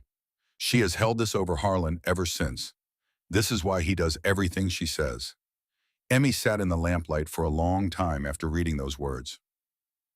The revelation did not excuse what Harlan had done to her. Nothing could excuse leaving a woman to die in a storm, but it complicated the story in ways that simple anger could not accommodate. Harlan Prescott was not merely a weak man. He was a prisoner controlled by his mother's knowledge of a secret that could destroy him. His abandonment of Emmy was not cruelty, but cowardice forced by a woman who wielded her own son's worst moment as a weapon. Edith Prescott had not only sabotaged Emmy's life, she had imprisoned her own son. And the ranch, the water, the bank, the gossip, all of it was the work of a woman who would crush anyone and anything to maintain control. The hardest winter was still ahead, and it would test them in ways neither Emmy nor Josiah could have imagined. Within 2 weeks of the harvest dinner, the Callaways felt the consequences of Emmy's public triumph. Edith Prescott did not absorb humiliation. She weaponized it. The water supply dropped to almost nothing. What had been a trickle became barely a seep-dark mud where a creek should have been flowing. Cattle began to suffer ribs showing through hides that should have been sleek with autumn fat. Milk production fell. Horses stood listless in the corral. Crops that should have been harvested withered in the fields.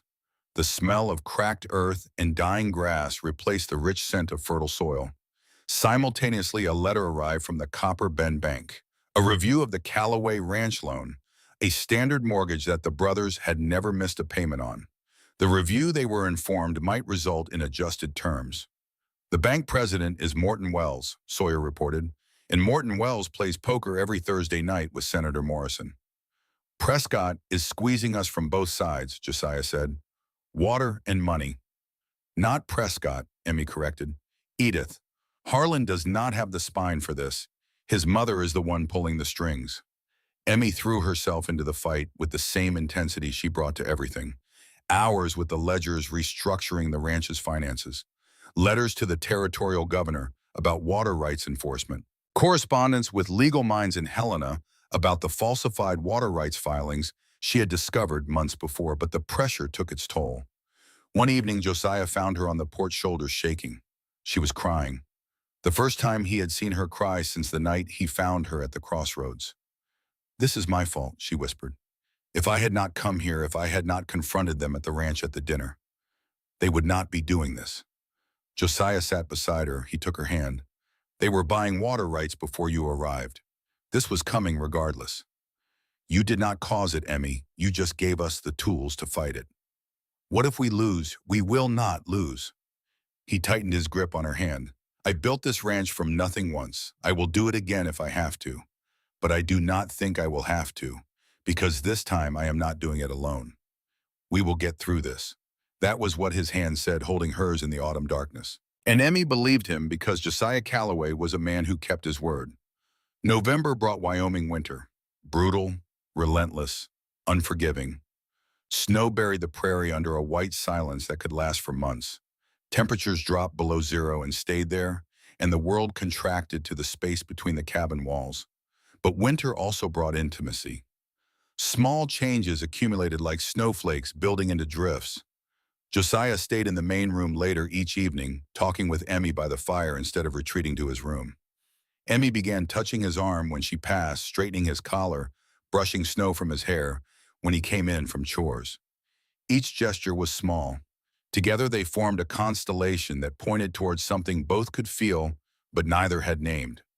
One December night during a blizzard so fierce it seemed determined to tear the cabin from its foundation, Emmy appeared in the doorway of the main room. I cannot sleep, she said. The wind sounds like screaming.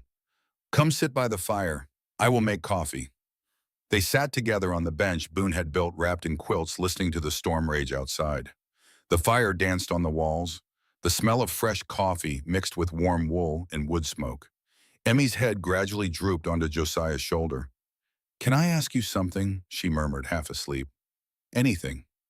When you found me that first night, why did you stop? Most men would have kept writing. Josiah was quiet for a long time. My mother used to say that character is what you do when nobody is watching and nothing requires it. Leaving you there would have been easier, but it would not have been right. That is what a good man does. Emmy pressed closer to his shoulder, and sleep took her before she could say what she wanted to say. He carried her to her bed, tucked the quilts around her, and returned to his own room, knowing something he had been trying not to know for weeks. He loved his wife. He had loved her for longer than he wanted to admit, and the knowing of it was both the most terrifying and the most peaceful thing he had ever felt. Christmas came to the Callaway Ranch with empty pockets and full hearts. Emmy sewed shirts for all three brothers from fabric scraps, each tailored precisely to reflect its wearer. Josiah's was simple and well cut. Sawyer's had a subtle checked pattern. Boone's had careful stitching that mirrored his own carpentry. Boone carved Emmy a jewelry box from cedar wood, her new initials burned into the lid. E.C. She traced the letters with trembling fingers. "It is beautiful," she whispered. The scent of fresh cedar rose from the box like a promise. Sawyer gave her a leather-bound journal purchased with his own savings. "For all those numbers you love." Josiah's gift was different. He had rebuilt the cabin's mantelpiece, adding new elements to the carving he had made years before. Mountains that mirrored the view from their porch. And at the center, small but unmistakable, two figures standing side by side. "That is us," Emmy said, and her voice broke. "That is home," Josiah corrected. Then so quietly only she could hear, "You are the best part of it." She kissed his cheek, the most intimate gesture they had shared, and the cabin filled with a warmth that had nothing to do with the fireplace. The new year arrived with a letter that changed everything.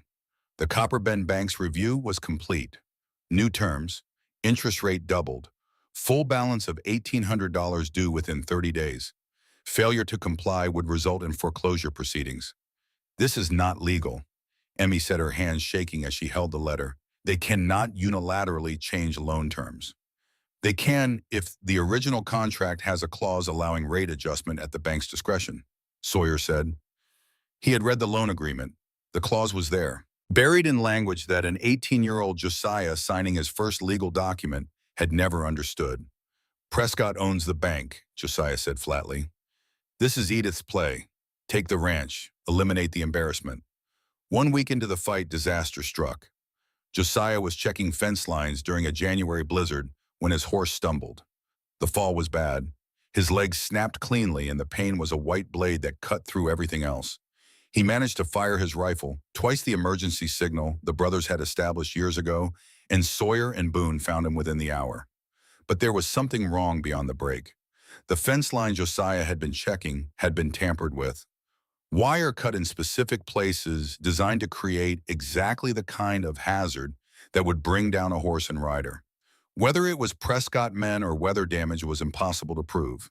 But the timing with the foreclosure deadline approaching was devastating. The doctor's verdict was 6 weeks off the leg.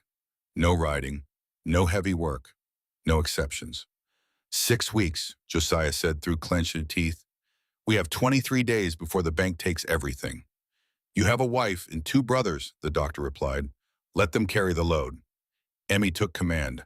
What followed was the most grueling period of her life, and the transformation that completed her journey from Boston socialite to frontier woman.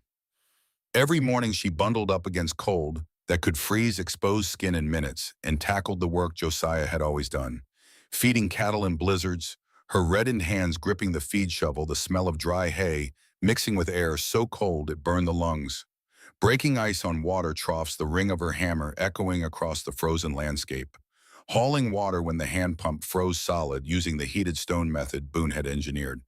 Simultaneously, she continued the legal fight. Letters to the territorial court in Cheyenne, financial statements proving the Callaways had never missed a payment, a formal complaint about the water rights fraud with evidence attached. Sawyer became her lieutenant, riding between the ranch and town in all weather, delivering documents, gathering information. "People in town are talking about what is happening to us," he told her one evening. "Most of them know the Prescotts are behind it. Some of them are angry. We are not as alone as you think." Boone became the physical backbone, handling the heaviest work alongside Emmy. When the barn roof threatened to collapse under snow, Boone repaired it in a day. When a pregnant cow went into distress, he sat with her through the night, and Emmy sat beside him, learning by lamplight. "Does it bother you," Emmy asked Boone during one of those late-night watches, "that Josiah and I married? that everything changed. Boone was quiet for a long time. What bothers me is that my brother took so long to see what was obvious to everyone else. What bothers me is that the world treats you unfairly. What does not bother me is that you are family. That is the best thing that has happened to this ranch since our parents died. Josiah, confined first to bed and then to a chair, watched his wife transform. The helplessness was agony. He had defined himself through action for 16 years, and being unable to work, protect, or provide stripped him to his emotional core. He snapped at Emmy once early in his recovery when she tried to help him walk. "I can make it to my own privy. You can barely stand." "I have been standing on my own since I was 18. I do not need." He stopped, heard the cruelty in his own words. "I am sorry. That was not fair." "No," Emmy said. Her voice was calm but firm. "It was not. Josiah asking for help is not weakness. It is being human. Your brothers have been helping each other their whole lives. Let me do the same." It was a turning point. Josiah began to accept not just Emmy's help, but her right to see him vulnerable. And in that acceptance, he discovered something unexpected. That vulnerability shared willingly creates a kind of intimacy that strength alone never could. One evening after a particularly brutal day, Emmy collapsed into the chair by the fire, too tired to remove her coat, too tired to eat.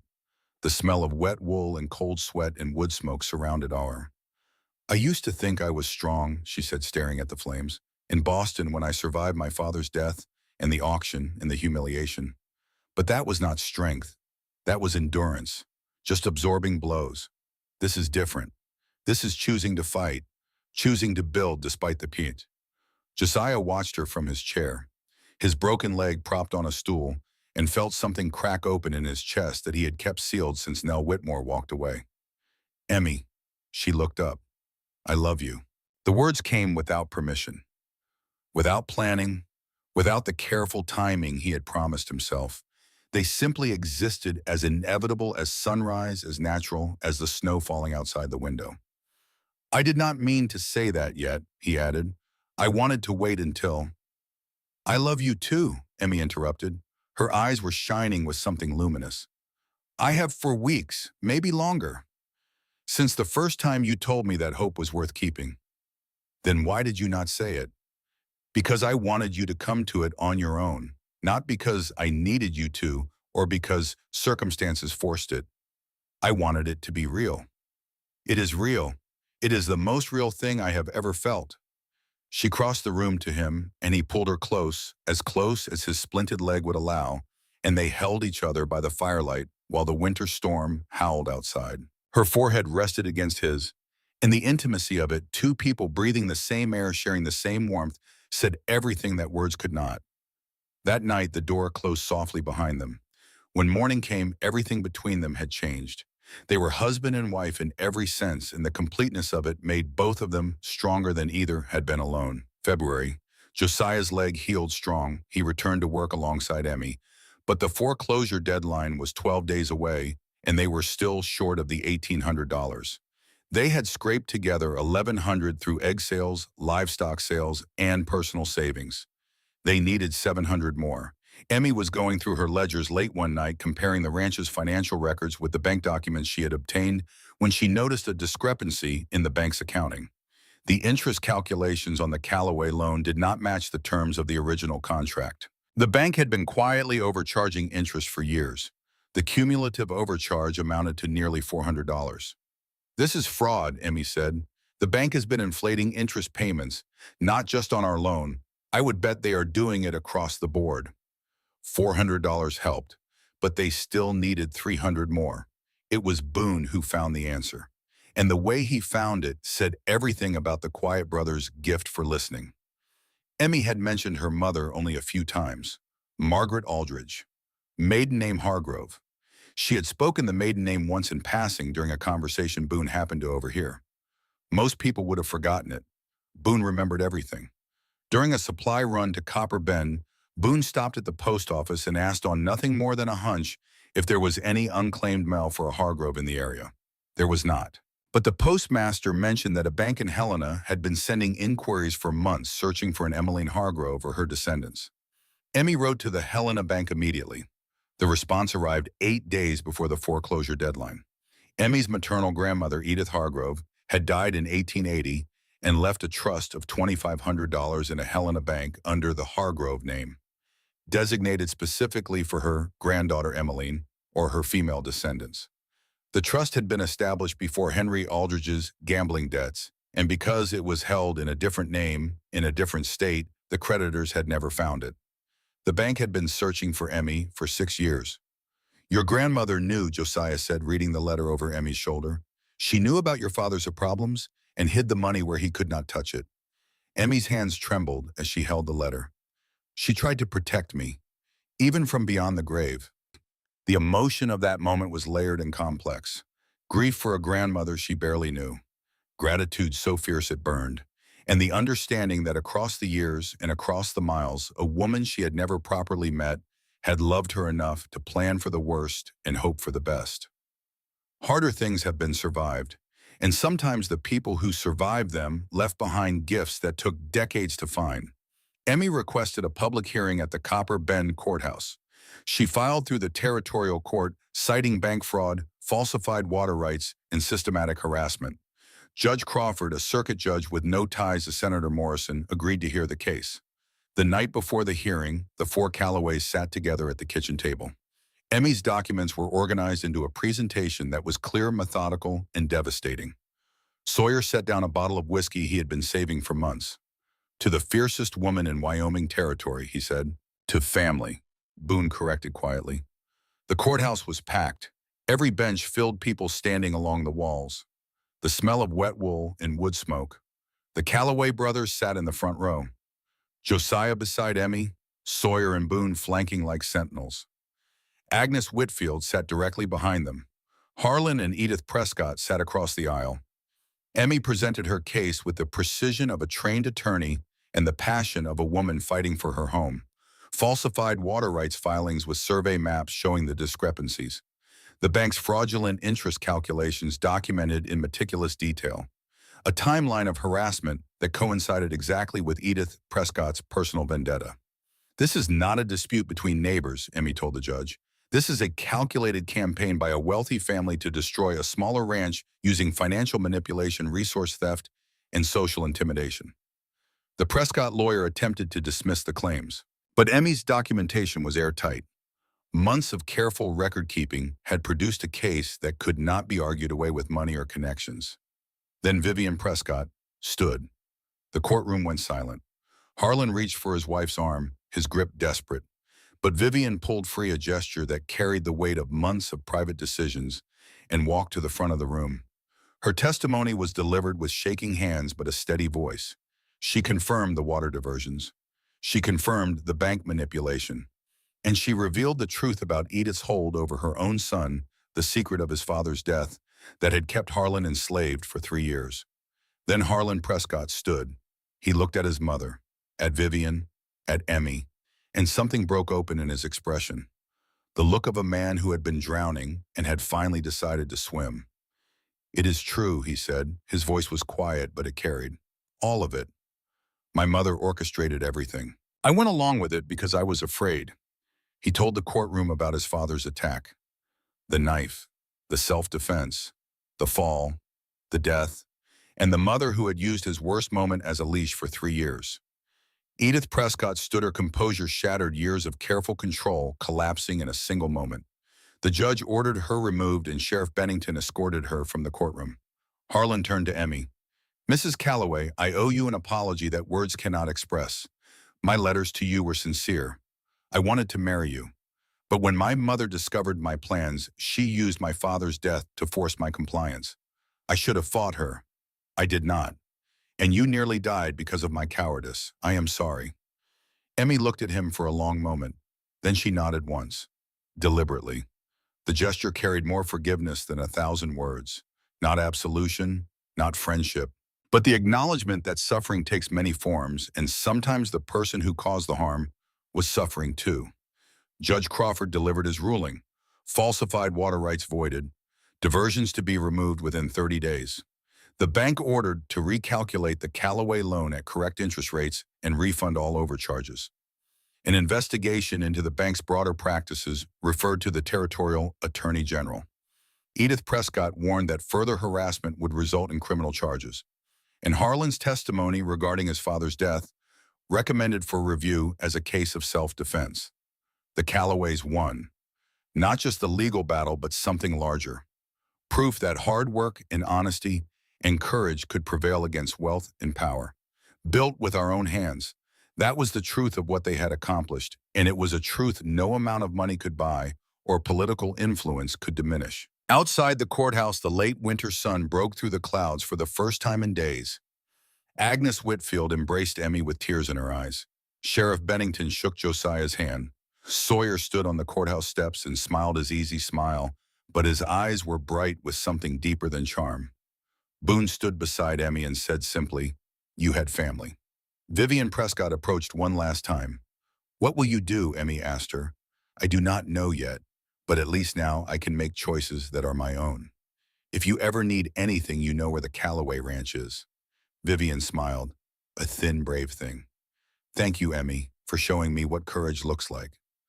The four Callaways rode home together through the winter afternoon, the horse's breath steaming in the cold air, the snow glittering under a sun that felt for the first time in months like it carried actual warmth. They did not speak much. The Callaway brothers processed victories the same way they processed hardship, with silence, with the steady work of putting one foot in front of the other, with the quiet knowledge that whatever came next, they would face it the same way they had faced everything else. Together. Stronger together than apart. And Emmy, riding beside Josiah with his hand reaching across to rest briefly on hers, looked at the ranch growing larger on the horizon and felt something settle in her chest that she had been carrying since the day her father died and the world as she knew it ended. Peace, not the absence of trouble. There would always be trouble, but the deep abiding peace that comes from knowing you are exactly where you are supposed to be with exactly the people you are supposed to be with, building exactly the life you were meant to build. Winter always ends. That was the truth the frontier taught to anyone patient enough to learn it. And the winter that had tested the Callaways to their breaking point was finally mercifully giving way to spring. March arrived with green shoots pushing through the last of the snow and water running clean and full through Callaway land for the first time in months. Emmy used a portion of her grandmother's trust to pay off the corrected loan balance. The remaining money she invested in the ranch itself, an expanded chicken operation, new fencing, a better irrigation system. She set up proper bookkeeping for the ranch as a business with quarterly projections and savings goals. And for the first time in 16 years, the Callaway operation had a financial plan that looked further ahead than the next season. Spring also brought the kind of quiet, ordinary days that are the truest reward of surviving extraordinary hardship. Emmy taught Josiah to knead bread dough, and his enormous hands were so clumsy in the flour that she laughed until tears ran down her face and the sound of it filled the kitchen in a way that made Boone stop in the doorway and simply listen as if hearing music he had forgotten existed.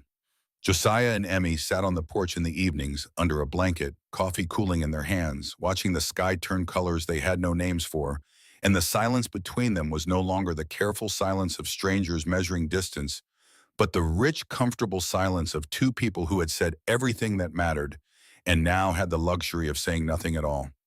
One April morning over breakfast, Emmy set down her coffee cup with a deliberateness that made all three brothers look up. "We should think about expanding," she said. "The chicken operation is profitable. I have identified market opportunities in 3 neighboring towns. And we will need a bigger cabin eventually." Josiah added, his voice carefully casual. Both Sawyer and Boone immediately stopped eating. "Eventually," Sawyer asked, and the grin spreading across his face was the widest Emmy had ever seen from him. "If we are going to have a family," Josiah said, and the words hung in the air like the first notes of a melody that everyone in the room had been waiting to hear. Emmy looked at him, and her smile could have lit the entire Powder River Valley. "Is that what you want? If you do. I want children who grow up knowing hard work and honest living and parents who love each other," Emmy said. "I want them to know their uncles and learn carpentry from Boone and diplomacy from Sawyer and stubbornness from their father." "Stubbornness," Josiah raised an eyebrow. "Determination," she corrected, laughing. Boone was already sketching cabin expansion plans on the back of a feed bill, his eyes bright with creative energy he had not shown in years. 3 extra rooms, a real kitchen with a proper oven, and a porch that wraps all the way around. A porch for watching sunsets, Emmy said. A porch for watching our children play, Josiah corrected, and his voice cracked slightly on the word children because it was still new and precious and almost too much to hope for. Their first child arrived the following autumn on a night when the leaves had turned every shade of red and gold, and the air smelled of apples and wood smoke. They named her Margaret after Emmy's mother, called her Maggie. She had Emmy's honey blonde hair and Josiah's amber eyes, and when Josiah held her for the first time, his enormous hands trembling beneath the tiny weight of her, every wall he had ever built around his heart collapsed completely and did not rebuild. Sawyer and Boone stood in the doorway, two massive men trying not to cry and failing entirely, and Agnes Whitfield, who had come to help with the delivery, declared that the baby had the strongest grip she had felt in 30 years of catching frontier children. A son followed 2 years later. James, named for Josiah's father. Tall even as a baby with Emmy's storm-colored eyes and a serious expression that made Boone laugh every time he saw it. "That is Josiah's face," Boone said. "That boy came out already worried about the fence lines." The years that followed were not easy. No life built on frontier land ever is. There were hard winters and failed crops and a cattle sickness one spring that nearly broke them. But they endured the way the land itself endured, by bending without breaking, by putting down roots so deep that no storm could pull them free. The ranch grew. The chicken operation expanded to supply 3 towns.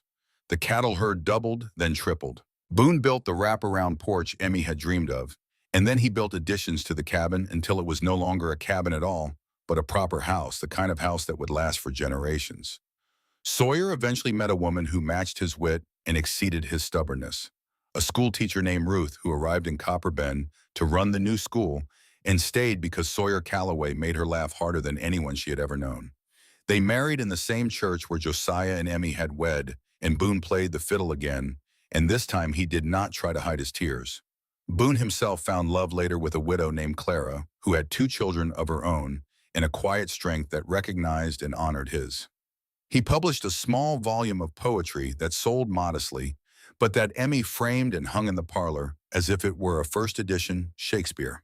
The children called him Uncle Boone, and then as the years passed and his stepchildren grew simply Pa, Sawyer built a house on the portion of Callaway land that was his by right, close enough for Sunday dinners and far enough for privacy. Boone stayed in the expanded main house near the family near his workshop, where the smell of cedar shavings never faded.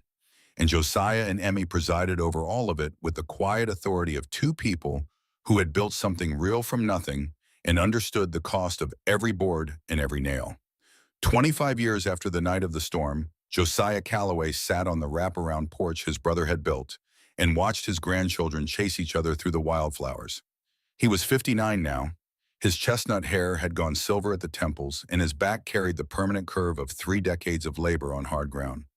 But his amber eyes were still sharp, and his hands, though scarred and weathered, were still steady when they reached for his wife's. Emmy sat beside him, 49, her honey blonde hair threaded with silver that caught the evening light.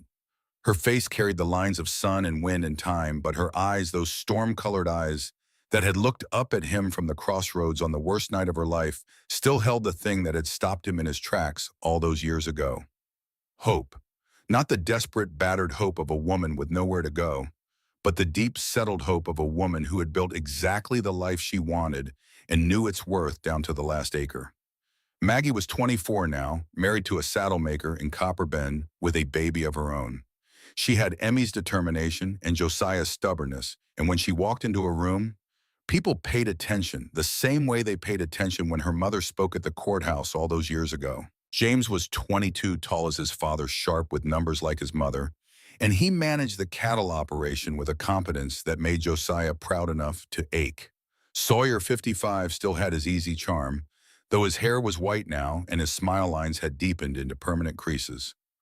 Ruth ran the school that had become one of the best in the territory, and their children were scattered across the county building lives of their own. Boone, 51, was gentler than ever. His second book of poetry had been published by a real press in Cheyenne, and his furniture was sold as far away as Denver. His stepchildren called him Pa, without thinking about it, and nobody remembered a time when they had not. The sun was setting over the mountains, painting the sky in the same colors it had painted that first evening on the porch when Emmy had quoted her father and Josiah had not known what to say. Gold and rose and violet reflected on the creek that ran full and clean through Callaway land, the creek that had nearly been stolen from them, the creek that flowed now because a woman from Boston had known how to read a land filing and had the courage to stand up in a courtroom and fight. "Do you remember that night?" Emmy asked, her head resting against Josiah's shoulder. It was the position they had settled into over 25 years of porch sitting, as natural as breathing, as permanent as the mountains. Which night? The storm, the crossroads, the beginning of everything. I remember every minute of it. I sat on that trunk for 5 hours, Josiah. 5 hours in the rain, waiting for a man who was never coming. And I thought my life was over. It was not over. No, She lifted her head and looked at him, and in the golden light, her eyes were exactly the color they had been the first time he saw them. It was just beginning. "Why did you stop that night?" she asked. It was the same question she had asked on the December evening when she fell asleep on his shoulder. But she asked it differently now. Not with the vulnerability of a woman still learning to trust, but with the quiet certainty of a woman who already knew the answer and wanted to hear it one more time. Josiah was silent for a while because he was Josiah, and Josiah always considered his words before he spoke them. On the meadow below the porch, his grandchildren chased each other through the long grass, their laughter carrying on the evening air like music. Somewhere inside the house, Boone was playing the fiddle, the same melody he had played at the wedding, and the sound of it drifted through the open windows and mixed with the breeze. "My mother used to say, 'Character is what you do when nobody is watching,'" he said. "But that night I was not thinking about character. I looked at you sitting in that storm, and something in me knew. Before I knew your name, before I knew your story, before I knew anything at all, I looked at you and I knew that wherever you were, that was where I belonged. This is where you belong." The words had traveled 25 years to find their fullest meaning. And Emmy, who had arrived in Wyoming territory with nothing but a trunk and a hope that refused to die, understood now that the hope had not been foolish at all. It had been the truest thing about her, the thing that kept her sitting at the crossroads instead of walking into the storm, the thing that made her trust three strangers on horseback, the thing that gave her the courage to build a life from nothing with a man who showed love through action rather than declaration in a place that demanded everything and rewarded those who gave it. "My father used to say that sunsets were God's apology for difficult days," Emmy said quietly. The same words she had spoken on this porch 25 years ago, the first evening she allowed herself to believe that the worst might be behind her. "Sounds like a wise man," Josiah said. The same words he had answered with then. He was, just not wise enough to protect what mattered. She paused, and the pause held a quarter-century of living. "But maybe he gave me something valuable after all. The ability to start over, to build something from nothing." She looked at Josiah, then at the ranch, then at the grandchildren playing in the fading light. "Like you did here." Josiah pulled her closer. His arm around her shoulders was the same arm that had steadied her on a horse in a thunderstorm, that had handed her dry clothes without meeting her eyes, that had reached across the space between two rocking chairs to take her hand for the first time on the night before their wedding. It was older now and slower, but it was steady. It had always been steady. From inside the house, Boone's fiddle swelled with a final perfect note that hung in the air like a prayer. The grandchildren stopped running and looked up at the sky, caught by the beauty of a Wyoming sunset that would never be repeated and never be forgotten. Sawyer appeared on the porch with a bottle of whiskey, because Sawyer always had a bottle for the important moments, and Ruth followed behind him carrying glasses. And Boone set down his fiddle and joined them, and for a long moment the entire Callaway family stood together on the porch that Boone had built, watching the sky turn colors that God only makes in Wyoming, and nobody said a word. They did not need to. Some things do not require words. Some things are better spoken in the language of presence, of hands held and shoulders touched, and silence shared by people who have earned the right to be silent together. Emmy looked out over the land they had built together. 2,000 acres grown to 4,000. Barns and corrals and houses and gardens. A life carved from nothing by hands that were calloused and hearts that had learned to trust. She thought about the girl who had stepped off a stagecoach into nothing with no husband waiting and no home in sight, and nothing but a trunk and a stubborn, irrational hope that the world might still hold something worth believing in. That girl had been right. I came to Wyoming to marry a stranger, Emmy said. I found something better. I found home, built with our own hands. That was the truth of the Callaway Ranch, and it was a truth that would outlast all of them. The buildings Boone constructed, the records Emmy kept, the relationships Sawyer maintained, the foundation Josiah laid with his own two hands when he was 18 years old, and too young to know that what he was really building was a place where love could take root and grow. The storm that brought them together was long past. But the life they built in its aftermath would endure for generations. In the children who carried their names, in the land that bore their labor, in the porch where grandchildren would sit on summer evenings and listen to stories about a night when lightning split the Wyoming sky, and three brothers on horseback found a woman alone at a crossroads, sitting on everything she owned in this world, holding on to hope like it was the last thing she had left. Because it was, and it was enough. Winter always ends. The frontier taught that lesson to anyone patient enough to learn it.